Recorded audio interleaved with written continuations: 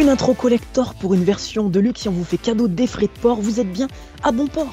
Bonsoir à toutes et à tous et bienvenue dans le premier numéro du Gros Dos by 16Scale, votre mini podcast basé sur l'investigation, la présentation de marques third party méconnues du grand public. Alors vous êtes en ce moment en train de faire vos courses pour Noël, acheter du foie gras, des huîtres, du pain d'épices et il faut surtout vous garder un œil sur ce qui se passe du côté des promotions de figurines puisque la passion passe avant tout. Et nous, on voulait absolument vous offrir un énorme cadeau pour fêter ces fêtes de fin d'année 2021. Le Gros Dos est arrivé. Le Gros Dos, qu'est-ce que c'est ? C'est un mini podcast de moins d'une heure où 3 membres de la rédaction de 16Scale participeront pour vous informer, vous donner pas mal d'informations sur des marques méconnues, sur des événements qui ont pu se passer aussi dans la figurine 12 pouces et qui n'ont pas été énormément relayés par différents médias.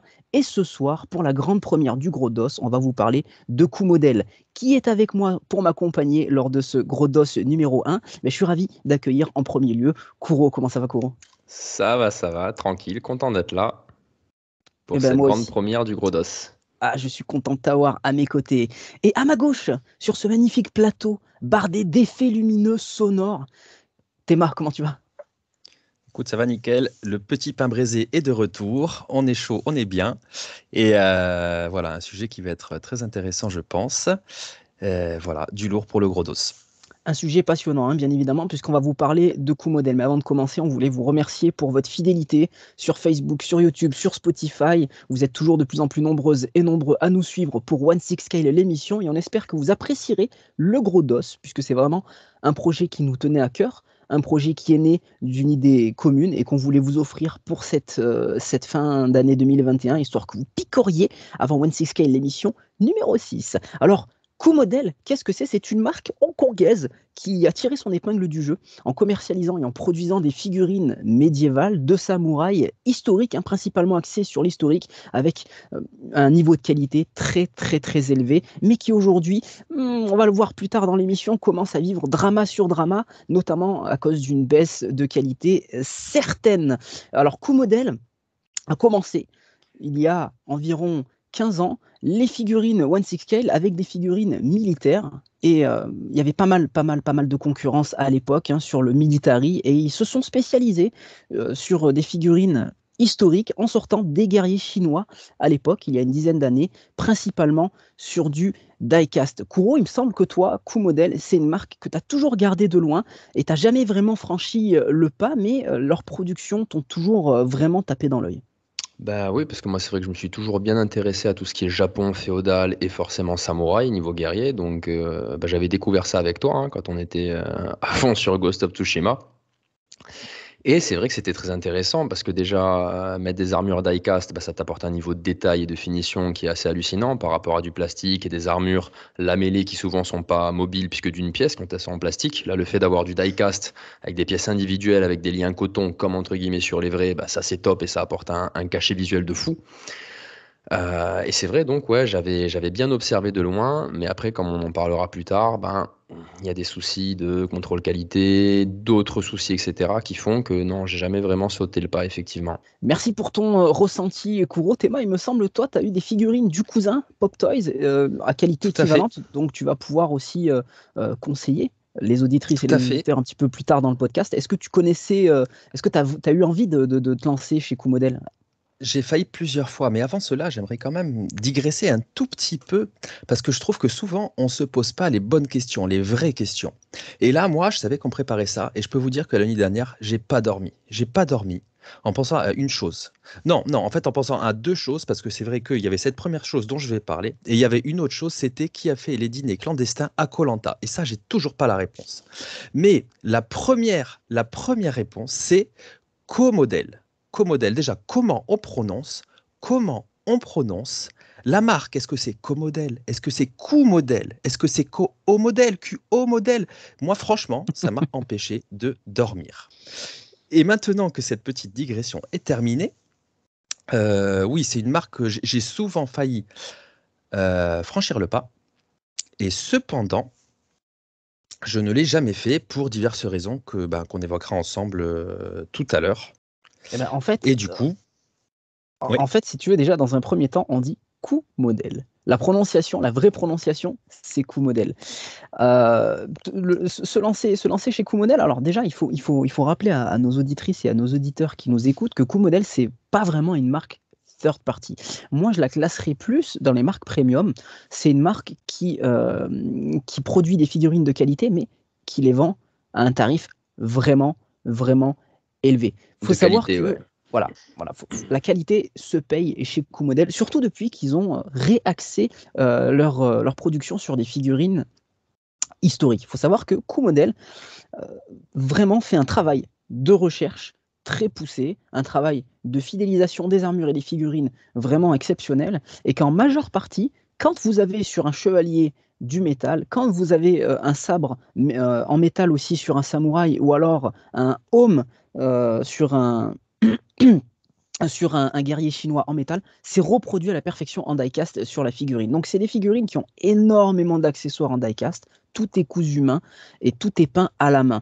Donc on va voir que c'est aussi ce qui a fait qu'en ce moment, ils vivent ce fameux drama, puisque tout est peint minutieusement par très peu de personnes. C'est une petite marque qui a été créée en 2006 et qui commence malheureusement à avoir les yeux un peu plus gros que le ventre. Mais si vous cherchez les figurines de qualité et historiques, Q-Model, ça peut être vraiment le distributeur et le fabricant vers lequel se tourner. Mais ils font un petit peu de tout, hein. Ils mangent un petit peu à tous les râteliers, puisqu'après avoir fait des figurines militaires, il y a une quinzaine d'années, ils se sont tournés vers des figurines de monstres.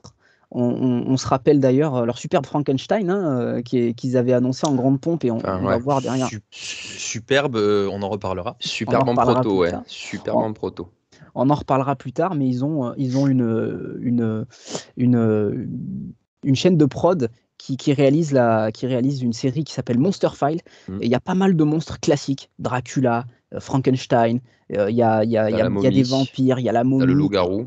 Voilà. Et à part Dark Round Toys, il n'y a vraiment pas beaucoup de marques sur ce créneau-là. Et c'est aussi ce qui a fait que Q-Model a tiré son épingle du jeu. On vous mettra des visuels de ces productions, puisque c'est vraiment des productions extraordinaires si on s'en tient au prototype. Voilà, mais que vous ne pourrez pas retrouver ailleurs. Il me semble que Kuro, toi, tu t'étais intéressé d'ailleurs au fameux Frankenstein que tu avais failli acheter pendant pas mal de temps, et tu vas expliquer aux auditrices et aux auditeurs ce qui a fait que finalement, t'es pas allé plus loin. Mais moi, ouais, il y avait deux filles qui m'intéressaient parce que j'aime bien tout ce qui est Undead et compagnie. Donc j'avais vu d'abord la momie avant le Frankenstein. Et après, j'avais vu aussi ce proto du Frankenstein qui, franchement, le proto est fantastique. C'est-à-dire qu'ils ont un design déjà qui est particulier, qui est très bien. Mais après, moi, c'est vrai que j'aime beaucoup les détails, etc. Et la gamme de couleurs utilisées, le weathering utilisé, les accessoires et compagnie, c'est super complet. Quand tu vois le proto, ça tue. Tu as vraiment l'impression d'avoir une fille custom entre les mains. Et tu te dis, waouh, c'est quand même super intéressant et effectivement, tu t'y intéresses. Et après, bah là, c'est le drame. Parce que tu regardes les figues reçues par les gens, en fait, et les collectionneurs qui ont fait des reviews sur YouTube, etc. Et tu te rends compte qu'en fait, bah, entre le proto et la figue finie, t'as un gap de qualité énorme. T'as pas du tout. Après, c'est logique, on sait toujours que les protos sont mieux réalisés, mais là, il y a vraiment un souci. Justement, pour parler du Frankenstein, limite les couleurs utilisées pour la peau ressortent pas pareil, et la peinture est beaucoup plus grossière. T'as pas du tout la même profondeur au niveau des weathering, etc. Et alors, les fringues, justement, comment elles ont été bossées, salies, pareil, ça a rien à voir. On dirait qu'ils ont fait ça à la va-vite, et ça rend ta figue de tuerie. Tu passes à une figue quelconque dégueulasse. Alors, bon, en plus, quand tu vois le Je suis assez positionnement, d'accord. quand tu vois le positionnement tarifaire, c'est assez impressionnant. Et après, sur la momie, c'était encore pire, entre guillemets, pour moi, hein, parce que sur le proto, donc, encore une fois, boulot de fou, la figue est terrible. Et sur la figue reçue, même si elle reste toujours quand même très intéressante, bah, tu as une qualité de paint qui est déjà moindre, hein, je veux dire, sur le visage. Et l'autre truc qui, pour moi, est un autre scandale, et dont on reparlera après encore dans les samouraïs, les chevaliers, etc., c'est les changements inopinés entre le proto et la version finale. Pour la faire courte, le visage de la momie, il est déjà très bien peint, et elle a les yeux noirs avec une pointe blanche. Voilà, un peu comme Eddie, la mascotte d'Iron Maiden, pour ceux qui connaissent. Et puis, ben, dans le produit fini, d'un coup d'un seul, l'intérieur de la bouche et des yeux devient rouge pétant, comme si elle était en feu à l'intérieur ou qu'elle avait une méchante conjonctivite. Et ça te change vraiment la gueule de la figue. Et donc demain, tu vas vraiment accrocher sur le proto avec un feeling. Et au-delà de la baisse en qualité au niveau réalisation, tu as aussi des choix de direction artistique comme ça, qui changent en cours. Et après, tu vas recevoir une figue qui dégagera pas du tout la même chose. Donc pour moi, ça, clairement, ben c'est un no-go. C'est-à-dire que ça passe de putain, j'ai vraiment envie de la choper à bah non, fini en fait. Ça m'intéresse plus. Ouais, on peut Ouais. dire qu'ils ont. Excuse-moi, Théma, vas-y. Ben, moi, j'ai une expérience un peu similaire par rapport au no-go, dans le sens où, pas la momie, mais le Frankenstein, j'avais pensé à le préco. Au final, je l'avais pas préco. Et j'avais un peu zappé. Et quand j'ai vu les figurines sortir, mais j'étais tellement content de ne pas l'avoir pris. Parce que on sait tous que, que quand tu vois un proto, il y a de fortes chances que la figurine reçue soit pas forcément exactement la même, parce que déjà, bah, sur le proto, c'est leur master, enfin, ils y apportent une attention énorme en temps, en qualité, etc. Beaucoup plus que sur les figues sur leur série de production. Et ensuite, il y a aussi, bien sûr, la photographie, l'After Effect, où ils vont booster certaines choses, où ils vont rajouter certaines choses. Donc, bon, déjà, quand tu vois un proto, Qui est normal. ce qui est tout à fait normal, mais il faut le savoir quand tu regardes une photo de proto. Et, mais selon les marques, tu as plus ou moins de différence entre tes photos de proto et ce que tu reçois. Et là, franchement, c'est quand même assez énorme. Il y a quand même une grosse différence. Et ce qui faisait que, par exemple, le Frankenstein, ben, tu avais vraiment l'impression d'avoir une masterpiece en face de toi. Un Wes Ring vraiment, mais tellement joli, tellement Au poil. efficace, tellement vrai, voilà, voilà, plus le travail sur la partie, sur les parties métalliques devant, sur le torse, pareil en Wes Ring, en salissure, tout ça, c'était vraiment, mais c'était juste, c'était beau, voilà, l'espèce de, je crois qu'il avait un t-shirt ou une chemise jaune Chemise, ouais. sous la veste. Mm. Voilà, c'était très joli. Tu vois les photos du produit fini, ça a été fait avec les pieds presque. Donc, ouais, pour moi, c'est le genre de choses qui font que je peux vraiment tourner le doigt à une marque. euh, Parce que je trouve que c'est vraiment un petit peu se foutre de la gueule du consommateur, qui est autant de différences. Là, c'est de qualité pour le Frankenstein, et sur la momie, pour reprendre ce que disait Kuro, ouais, l'histoire des yeux, moi, je trouve ça fou, parce que tu passes tu peux, par exemple, préco la momie, parce que justement, tu trouves que cette face comme ça, avec ses yeux blancs, c'est très joli. Et tu reçois un truc, c'est plus du tout ça en fait. Et Ouais, tu ça reçois te une change momie la qui a figue. qui a la myxomatose. Au niveau peinture en plus, je me souviens que je m'étais dit, là on se rapproche pas mal Gros downgrade. Gros downgrade. ouais, de qualité moindre. J'ai presque l'impression que c'est certaines momies qu'on pourrait voir dans les rayons de supermarché des jouets pour enfants. J'exagère un Ouais, peu, mais mais ouais, je suis non, pas non, mais si si, loin si, que si, ça. si. Clairement, Et, clairement. et du coup, là, on est encore sur autre chose. On est sur une baisse de qualité et en plus, une fausse promesse, quoi. De demain, si je te vends un truc. Bon, bref, voilà, quoi. Ouais, non, mais on va dire ils ont les yeux plus gros que le ventre, ils ont clairement trop d'ambition, ou alors sur certaines prods, ils embauchent le proto-artiste qu'il faut, et puis derrière, en prod, ça suit pas. Alors c'est dommage, puisque ils ont quand même pas mal d'expertise, hein. Quand ça fait 15 ans que tu es dans la sixième, il y a très peu de boîtes qui peuvent se targuer d'avoir un CV, une ancienneté comme eux. Oui, je t'en prie, Kuro. Bah après, justement, ce qui est étrange avec cette marque, et ça, on va sûrement en parler plus tard, c'est qu'ils tapent très large, justement. Là, on a parlé des Monster Files. Après, il y a les samouraïs, il y a les vikings, il y a les chevaliers, il y a encore d'autres choses. Il y a eu du guerrier chinois, il y a des nouvelles figues type série Homer avec des Athéna, avec des Bodyficen. Et on a vraiment l'impression, en fait, qu'ils ont beaucoup d'équipes différentes et qu'il y a des équipes qui vont foirer, et des équipes qui vont réussir. Et ça, c'est assez étrange. Et On c'est a vrai que c'est. l'impression qu'ils n'ont pas un seul emplacement, surtout, hein. Ben, Des fois, même avec voilà. Pop Toys, on se demande si c'est C'est pas parfois ça. la même boîte. Voilà, c'est-à-dire C'est qu'après, on ça, sait c'est pas, ça. on sait qu'ils ont plein de partenariats avec plein de marques, dont C'est Pop obscur. Toys, dont Dam Toys, etc.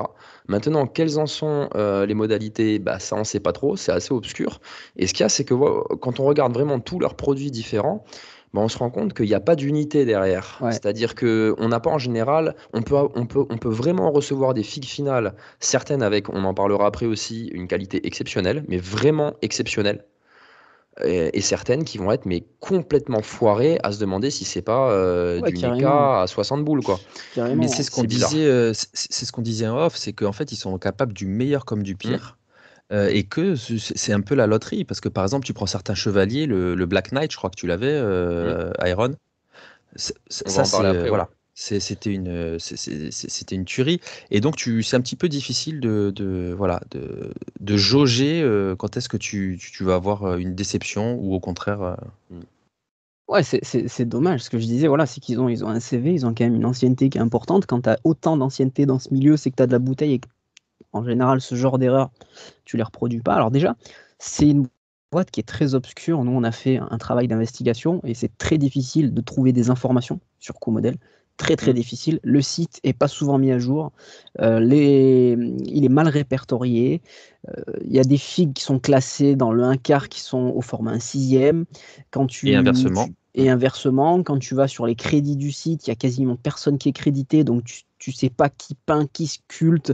Il y a 2 lignes pour t'expliquer qui est Q-Model et d'où vient la marque. Donc nous, on a essayé de travailler, on a fait un travail en amont. Nous, on est collectionneurs, donc sur le plateau, moi personnellement, j'ai déjà eu beaucoup de figurines Q-Model, donc je sais ce que la marque vaut.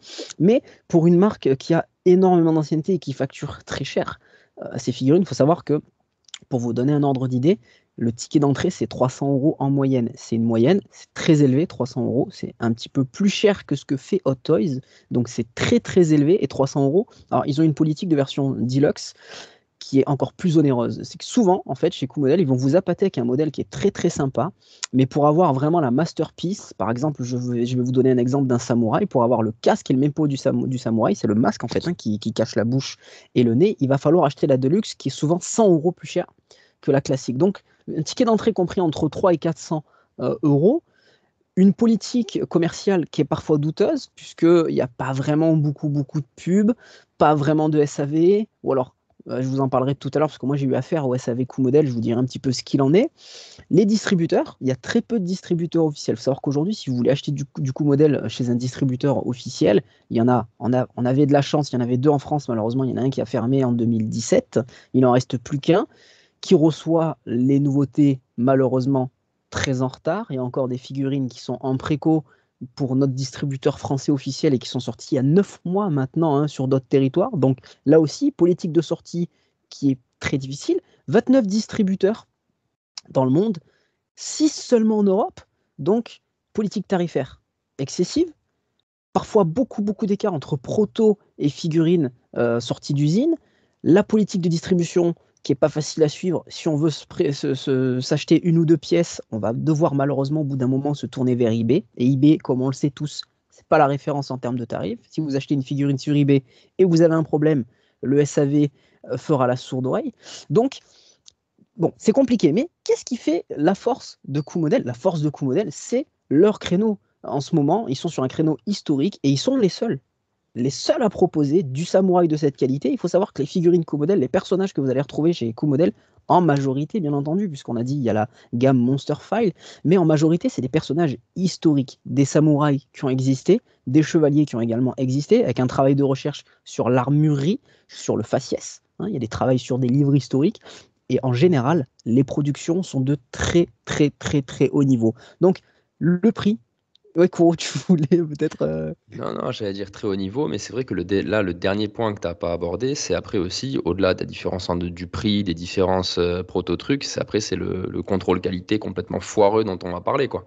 Voilà, on va y venir. Faut savoir que Q-Model, il y a encore 1 an et demi, c'était, pour ceux qui connaissent pas, c'était vraiment le leader incontesté et incontestable dans le milieu de la figurine Historique. historique, sans aucun problème. Ça l'est encore aujourd'hui. On voulait absolument vous faire un podcast sur Q-Model. Pourquoi? Parce qu'en fait, nous, on est collectionneurs et c'est une marque qui nous tient à cœur. C'est une marque qui nous intéresse. Et on fait partie de pas mal de groupes internationaux, plus précisément des groupes hongkongais, et on voit énormément, en tout cas, on voit de plus en plus de problèmes sur le contrôle qualité apparaître. Il y a même des procès qui ont été lancés aux USA et ça fait 13 ans que je suis dans le milieu, j'ai jamais entendu une grosse marque se prendre un procès aux USA. Donc c'était important pour nous de vous parler de Q-Model, déjà parce que c'est une marque qu'on aime détester, parce que quand la C'est figurine ça. est au niveau, c'est quelque chose, on peut parler d'Hot Toys, on peut parler de Sideshow, on parle de ce que vous voulez. Quand Q-Model sort une figurine au niveau, c'est une prod qui éclate tout ce qui se fait, sans aucun problème. Mais malheureusement, ces derniers temps, franchement, pour tester, le test est très cher. Voilà. Quand vous achetez une figurine chez Cool Model, vous ne savez pas ce que vous allez recevoir. Donc, il faut vraiment serrer les fesses. On voulait vraiment vous parler de ça. Alors, figurine historique, de qualité quand le proto suit, placement tarifaire un peu chéros, mais qu'est-ce qui fait qu'aujourd'hui Cool Model est dans le creux de la vague? C'est son contrôle qualité et les trop nombreux écarts entre proto et figurine finale. Il y a un exemple. Nous, on est affilié à 16Scale l'émission, mais on va transgresser un petit peu les règles et vous parler d'une Incar, parce que c'est un produit phare et qui explique vraiment ce qui se passe chez Comodel en ce moment, parce que c'était leur produit premium par excellence. Oda Nobunaga, empereur du Japon, très très grand personnage historique. Donc Comodel a sorti un Oda Nobunaga en un 6e. Une réussite, une figurine extraordinaire, une masterpiece, sans aucun problème. Ils ont sorti ensuite une version exclusive pour le marché hongkongais, avec une armure noire et un visage beaucoup plus jeune, Obunaga à la vingtaine. Aussi, encore une fois, position tarifaire limite, puisque c'était que l'armure qui était vendue, sans body, et avec un HS. Il fallait débourser 350 €. HS foireux quand même. Hein. HS un peu foireux, mais bon. HS Barbie Mattel. Hein. Ouais. Ça dépend en fait de la prod, mais oui, sur le HS de Oda Nobunaga 6e, voilà. Et derrière, qu'est-ce qui se passe?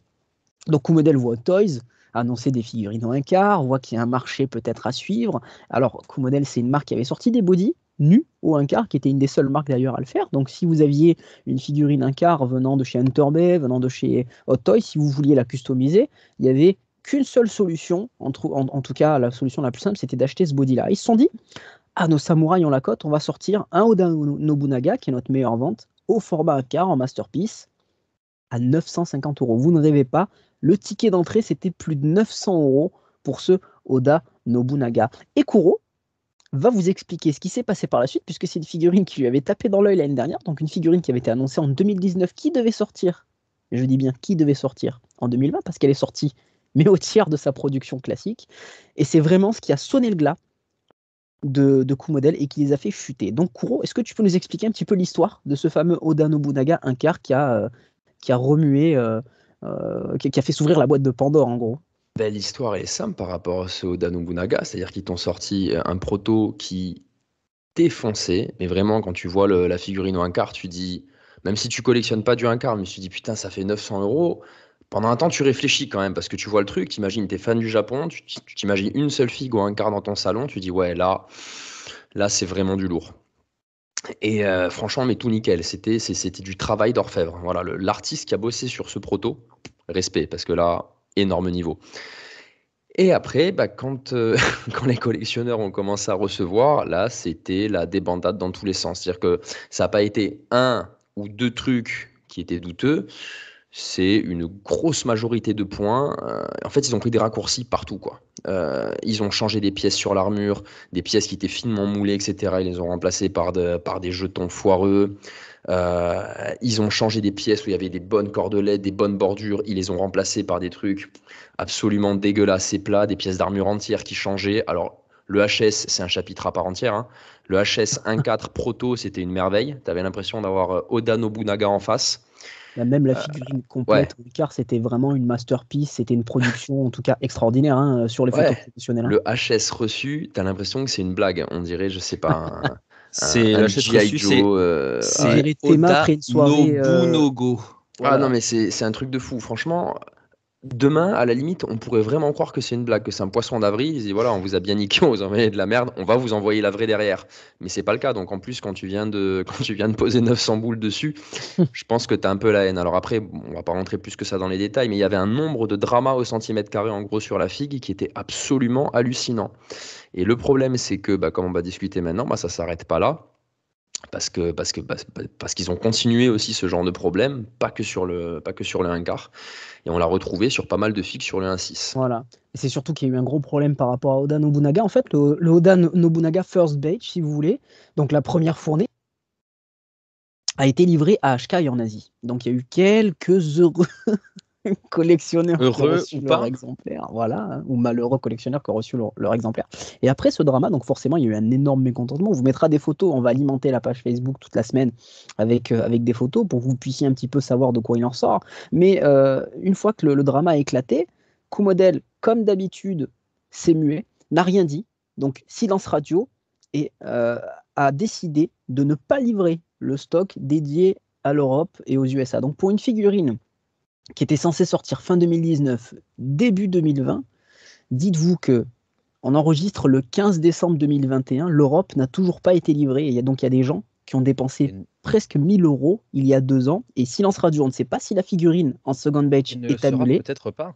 Voilà, on ne sait pas si elle est annulée. Ils ont fait, je crois que c'était il y a 8 ou 9 mois, ils communiquent très peu, hein. Ils ont fait un communiqué sur Twitter en s'excusant des problèmes que la figurine avait eu en post-prod, en disant qu'ils travaillaient dessus. Mais depuis, ils continuent d'annoncer des projets, continuent d'annoncer des sorties, ils ne répondent plus aux collectionneurs, ils bloquent même certaines personnes qui viennent au renseignement. Mais il y a de quoi annuler la figurine, puisqu'honnêtement, hein, le produit final est une catastrophe ambulante. Hein, pour le prix, c'est une honte absolue. Sauf que derrière, il n'y a pas du tout de communication. Ça aurait pu s'arrêter là, mais comme Kouro l'a dit, les dramas se sont enchaînés pour eux, malheureusement, sur leur licence phare et surtout leur prod phare, le 1/6. Et là, tu peux pas remonter la pente quand tu continues de t'enfoncer si bas. Ouais, Théma. Ouais, mais c'est vrai que dernièrement, c'est plus que dernièrement, ça fait des mois et des mois, voire peut-être un an et demi. Tu vois de plus en plus de gens excédés contre Q-Model. Qui postent des photos de leur pièce avec le petit papier marqué Quality Control Check juste à côté, avec à qui il y a un bout de l'armure dans la boîte qui flotte comme ça, à quand tu as un bec cassé avec une main. Enfin, c'est Alors c'est après triste, tu hein, te dis on en rigole. non, non, mais c'est marrant quand même, hein. On on vous en mettra les rigole, photos, vous verrez, c'est on fantastique. en C'est-à-dire qu'il y a le liseré Quality Control posé sur la cheville et la cheville est pétée en deux. Donc ouais, c'est ça. en fait, vous recevez votre figurine et à l'endroit où c'est cassé, il y a Ah, et puis après, le mec de Q-Model qui vous certifie qu'il y a eu un contrôle qualité. Mais on peut Il pas a vérifié que c'est non, cassé. mais après, tu as le bénéfice du doute. C'est-à-dire, quand ce genre de choses se passe, je pense que sur n'importe quelle production de n'importe quelle figurine, tu vas avoir un peu de casse, tu vas avoir un peu de problèmes comme ça, peut-être même liés au transit. Et je parle bien de trajet en avion, hein, quand je dis transit. Et donc, je pense que le zéro faute n'existe pas. Mais quasiment. là, c'est tellement répétitif. Non, mais là, c'est tellement répétitif que tu te dis, c'est pas possible. Je sais pas. Je sais pas si. J'aimerais savoir. Pour le transport, moi j'ai eu 3 figurines Q-Model, 2 samouraïs et j'ai eu un chevalier. Je peux vous assurer par contre que la présentation est soignée, mais j'ai jamais vu une présentation comme ça. La boîte est fantastique et tout est dans de la mousse. Tout est dans de la mousse.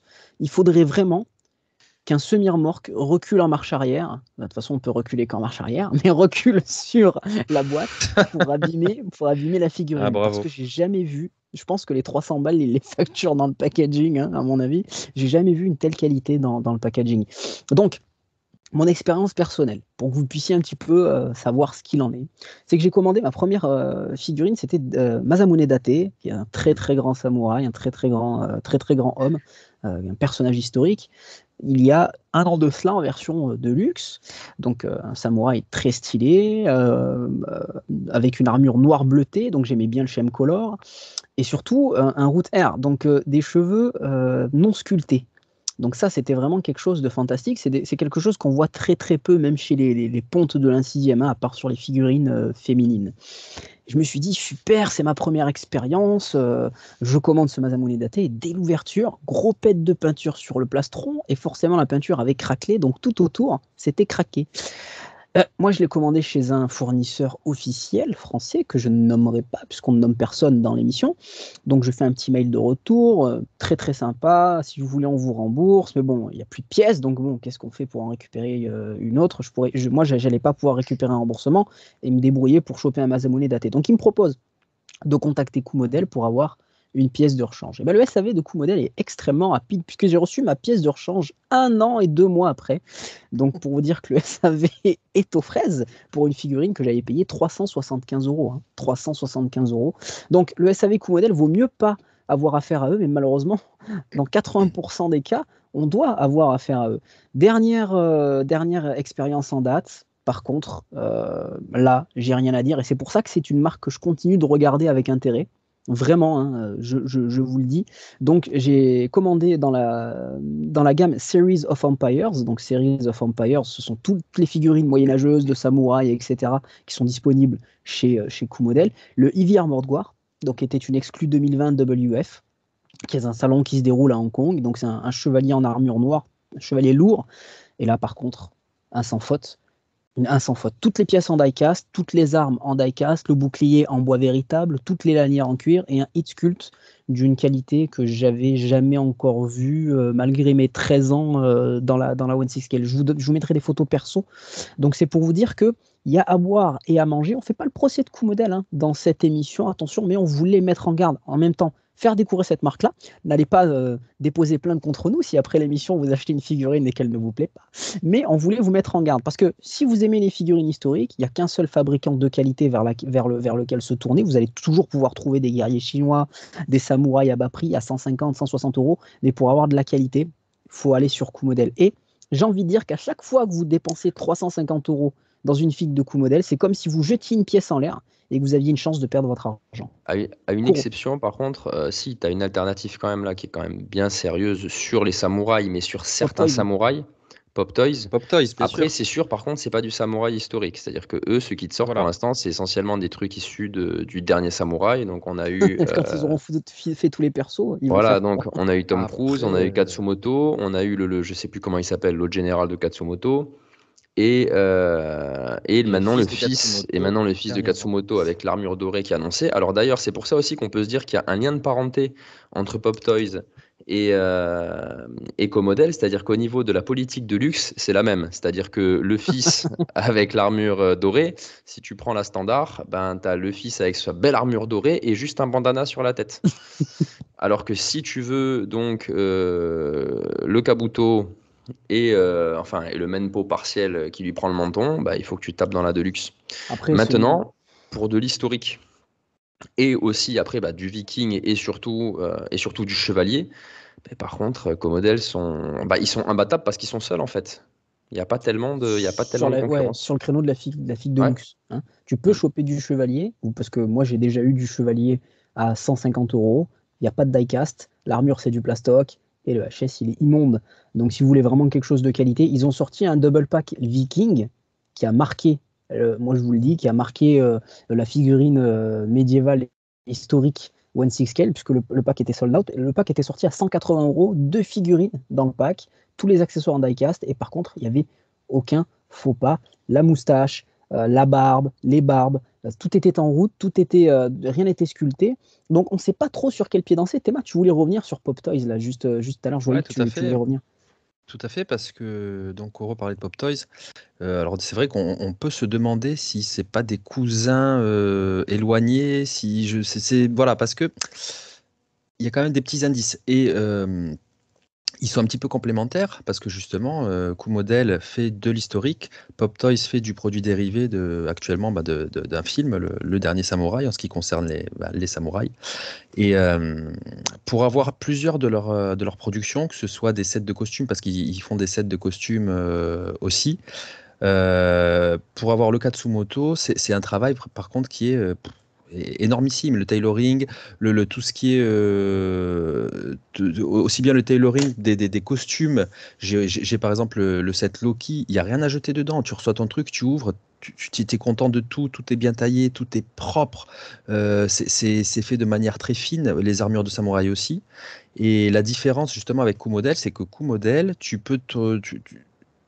as cette notion de qualité, mais beaucoup avant, beaucoup moins maintenant, et tu sais pas sur quelle pièce danser, c'est-à-dire tu stresses. Alors que moi, quand j'achète du Pop Toys, j'y vais tranquille. Je me dis, là, je vais avoir un produit qui sera très ressemblant au proto et où la qualité sera au rendez-vous.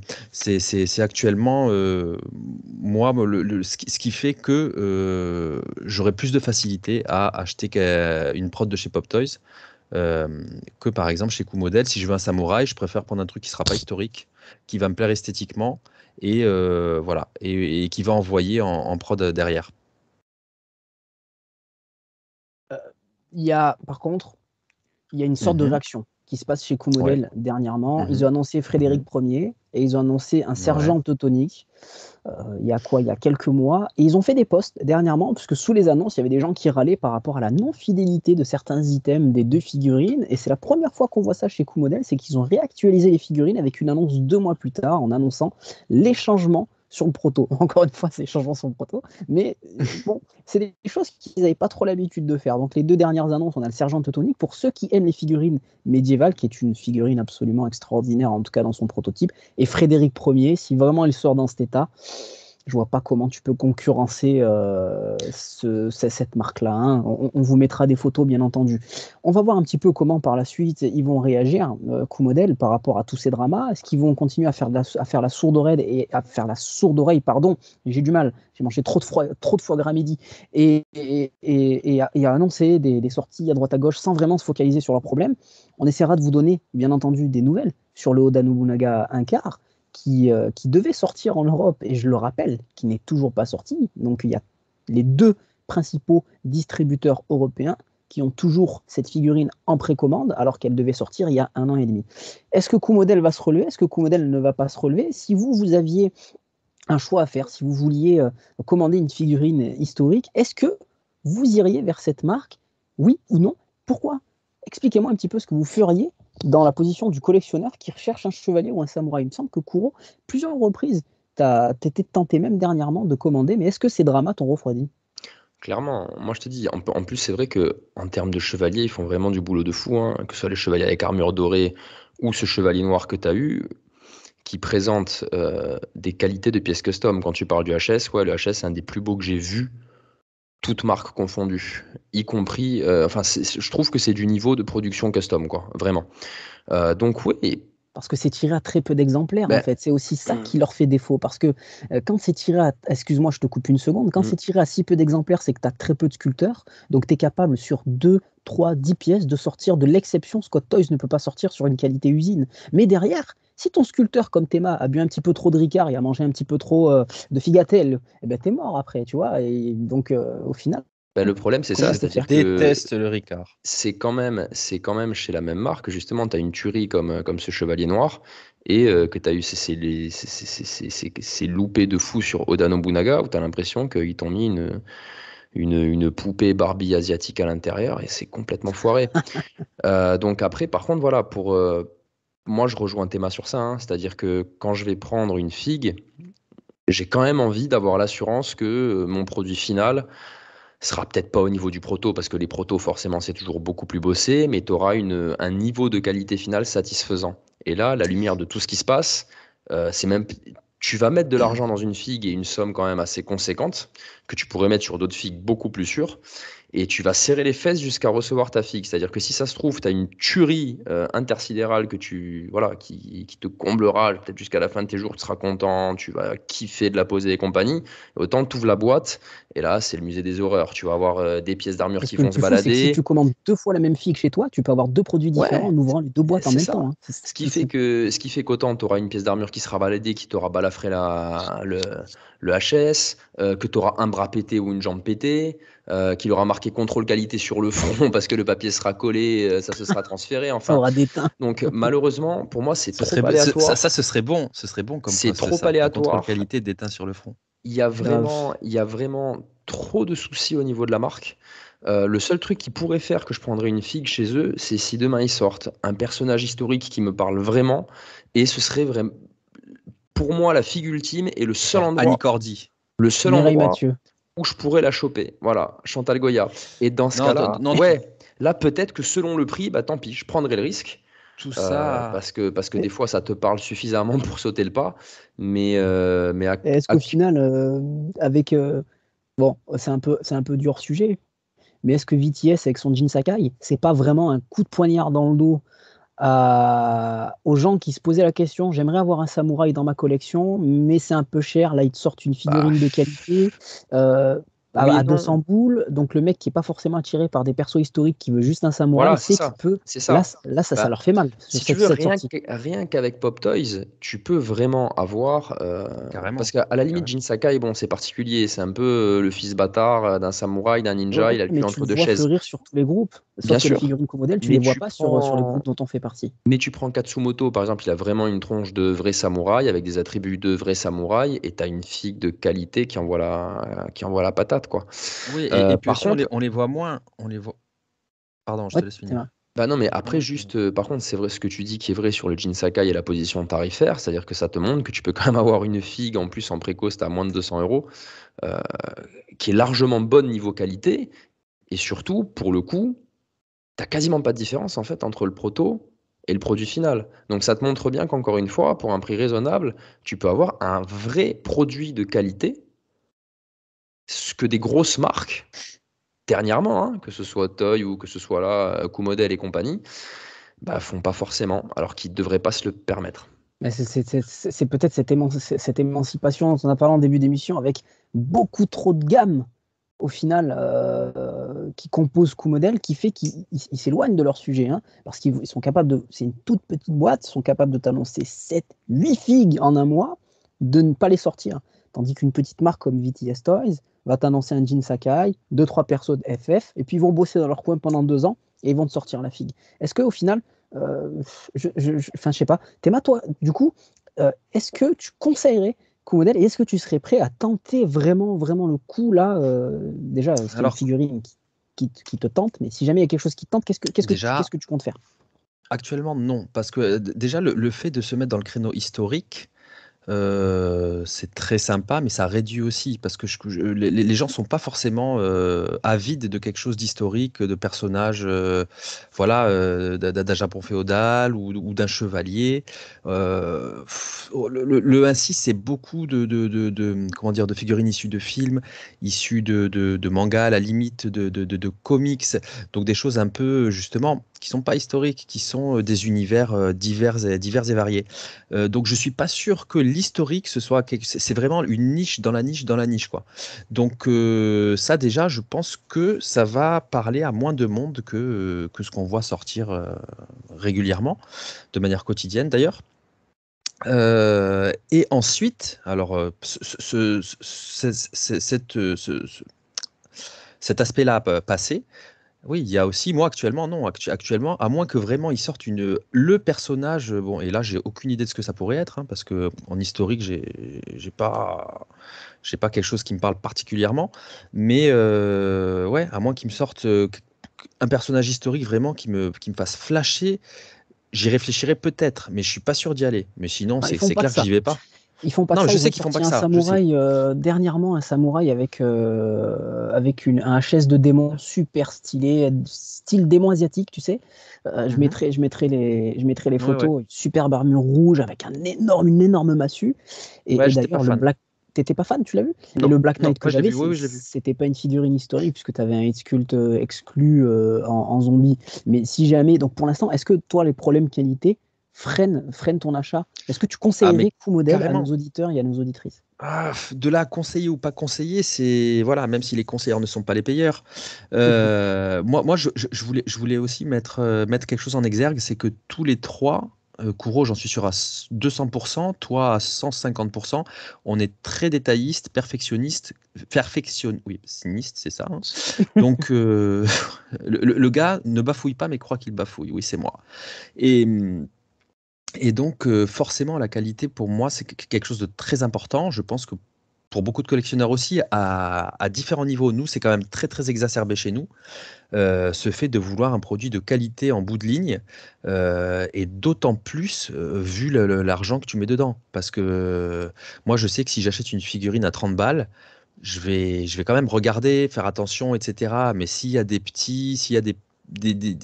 des petits bémols, je vais peut-être être Moins plus, regardant. ouais, moins regardant, plus C'est arrangeant logique, hein, au final. Hein. que sur une figue à 250, 300, 400 balles, où je me dis, Putain, ben, je veux que ouais, j'ai lâché ça, mais à la fin, quand je reçois ma figurine, il faut que j'ai les yeux qui brillent. Il faut que, ouais, faut que je sais pas, que j'ai envie de me rouler par terre de joie, de bonheur. Et là, avec Coup-Modèle, franchement, moi, personnellement, je vais pas dire aux gens, allez-y, n'y allez pas. Mais actuellement, par Bah, il rapport faut à que tout tu ce te que je places. vois, Là, clairement. par rapport à tout ce que je vois sur les groupes et ce qui se passe ces dernières années, je pense que bah, là, on peut parler en année, rapport au contrôle qualité maintenant. Bien Non, sûr. moi, j'irai pas. Moi, clairement, Ok. j'irai pas. Ce qui pourrait me faire y aller, c'est une figurine qui sort. Je vois je vois le produit fini chez des collectionneurs, que ce soit des reviews sur YouTube ou autre, ou des publications dans les groupes.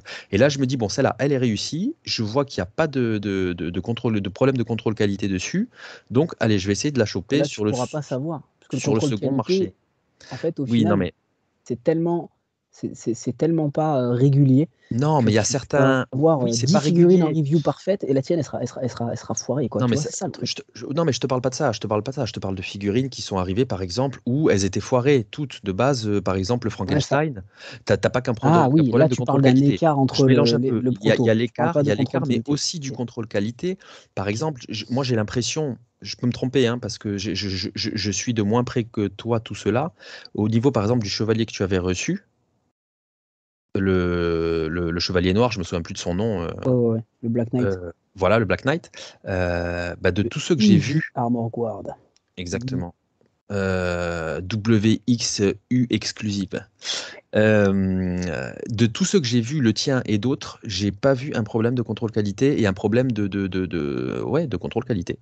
Il y a eu des problèmes En tout cas, moi, j'en ai d'épaulettes pas pas vu. peintes, il y a eu des problèmes de lanières de cuir qui étaient mal fixées.